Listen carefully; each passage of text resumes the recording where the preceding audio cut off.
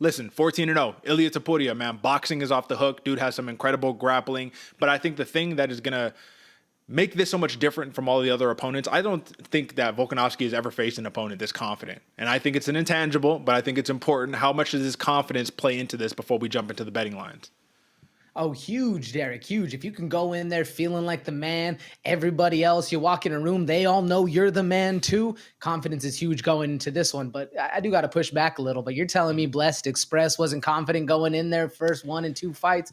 I don't know, but I do think Ilia Topuria can bring that vibe to this fight right here. You see, the difference is the Blessed Express will say, we'll find out Saturday night. Topuria is like, I'm already the champion, bro. What are we talking about? Just give me the belt. You were a great champion, Volkanovski, but my time is now. Like, when you have that type of talk and you have not quite backed it up, given that the toughest opponent that he's fought to date is Josh Emmett, a couple of bells go off to me. So let's talk about these betting lines, man. So we have it at minus 115, Volkanovski, plus 105 comeback for Ilia Topuria. If I'm taking a look at the live odds right now, AJ, Volkanovski has swelled just slightly, minus 130, plus 110 comeback for Topuria. So it went from a pick'em to a slight lean to Volkanovski, which I think he's done more than enough in his career to earn that.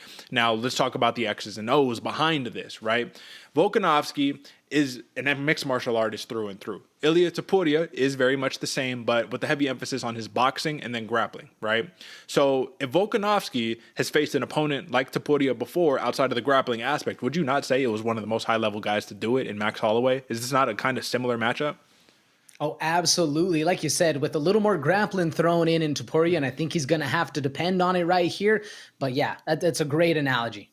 So with that being said, what was the number one tool that Volkanovski used to shut down Holloway? It was the calf kick, right? And I think we're going to see a lot of that calf kick here against Topuria, who more or less is saying, I got nothing to fear, right? Volkanovski's going to try to push me up against the cage, clinch me up, and it's nothing new. You know what I mean? I have too much power. He has no finishing power. And I agree with the fact that Topuria, it's going to sound like a stretch, but I think it's true. Very Conor McGregor-esque. The way that he will not force himself to go first. He'll force you to go first and then very calmly and efficiently deliver fantastic counterpunches off of a shoulder roll, a slip, things of that nature. Volkanovski, though, man, he's not Josh Emmett. He's not swinging one big shot at a time. Volkanovski very composed, not willing to just sit in the pocket. Now, if this is a fight where Volkanovski's not trading in the pocket with Topuria, let him get the big shots off and turns it into a real game that they have to play over the course of 5 rounds, how much do you like those plus 110 odds for Ilia Topuria? Do you think that's enough juice to be able to back an underdog?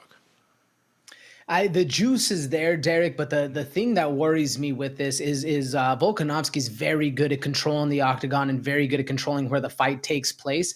And I don't really see Ilia Topuria doing the things necessary to switch the positions or escape. Man, Volkanovski's really great at that. The one thing, though, you mentioned it right before, the counter shots. The counter shots of Ilia Topuria and that left hook, beautiful left hook he has.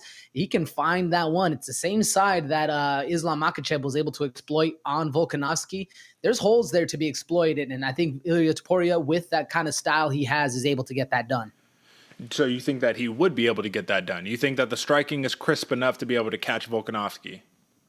Oh, yeah, catch him on a counter, yes, but control the fight and break down everything Volkanovski's doing. I think he's going to need a little more tools than just a left hook. Absolutely, yeah. That's kind of the point that I'm making right here. So let's jump a little bit deeper into the numbers. 3.5 rounds, that's the over and under, minus 130 for the over, plus 100 for the under. This is a fight right here, personally, where I think if Topuria is going to do it, he's going to get it done early-ish. I think under 3.5 rounds if Topuria is going to do it.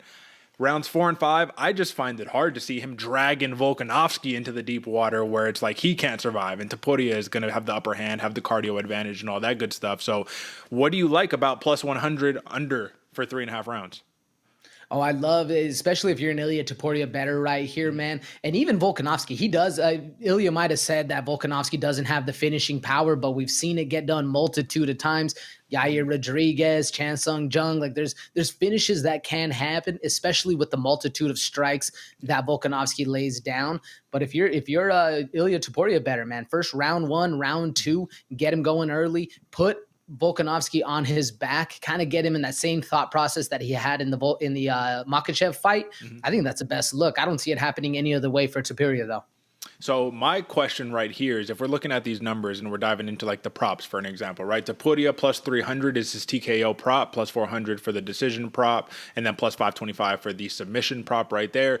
If you're going to be in that camp, like I said, I stick with the TKO. I think that that's it. But here at the Bloody Water Podcast, our consensus pick is Volkanovski. So with that being said, I really think plus 235 for the decision prop right there is a very, very cheap price to pay for. If you look at the last 10, right? You mentioned he had a couple of finishes.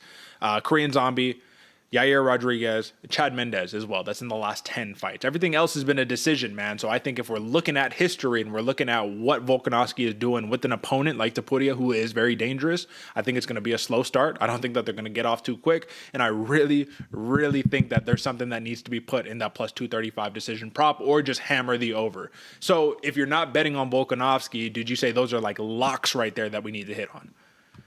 If you're not betting Volkanovski? No. If you're not like betting one person in particular, you know what I mean? But you're like, all right, let's look at the trend right here. There's a lot of juice to be had on the over 3.5 rounds or on a decision prop for Volk.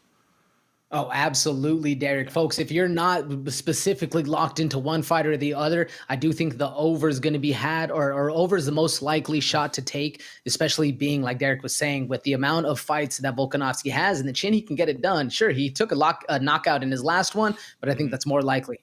That's it. And that was a setup off of a head kick, which we know Topuria doesn't throw a ton of. He's primarily a boxer. So numbers aside, clearly we like Volk. We see a lot of juice here in this matchup. And I think that the best plays right here are the decision proper hammer, that money line right there, minus 130. Very cheap price to pay for Volkanovski, who historically dominates his opposition. Now, let's just give the last couple closing out words right here on this matchup, man. Are you concerned? Like, legitimately, let's take the numbers out of this conversation. Just you're going into Saturday night. Are you like 90% confident Volkanovski walks away with this? Do you think Topuria is the biggest threat? Or do you think that this is just the UFC narrative that we talk about time and time again? We talked about it time and time again, Derek, and I do think the narrative machine is working, but I wouldn't go as far as to say 90% Volk. I'm sitting right around that 80%, 75, somewhere around there, just because, like I said, man, that check left hook, if Volkanovski gets a little pressured or out of his element, it can happen. I'm going to go out on a limb, folks. Listen, my opinion right here is that Ilia Topuria will have his moments. He might even hurt Volkanovski, but I think that this is going to be a 3-2 situation Volk or a 4-1 situation Volk. I think that he's going to definitely make his mark felt right here and put a y'all must have forgot moment on the table right here. That's what you get when you have a generational champion like Volkanovski. I don't believe that 35 years old, now he's over the hill and it's too old. Yeah, he's coming off of a knockout, but let's look at the context. Short notice, Islam Makhachev, dealing with the grappler, you get head kicked, stuff like that. So with that being said, that was your main event, UFC 298.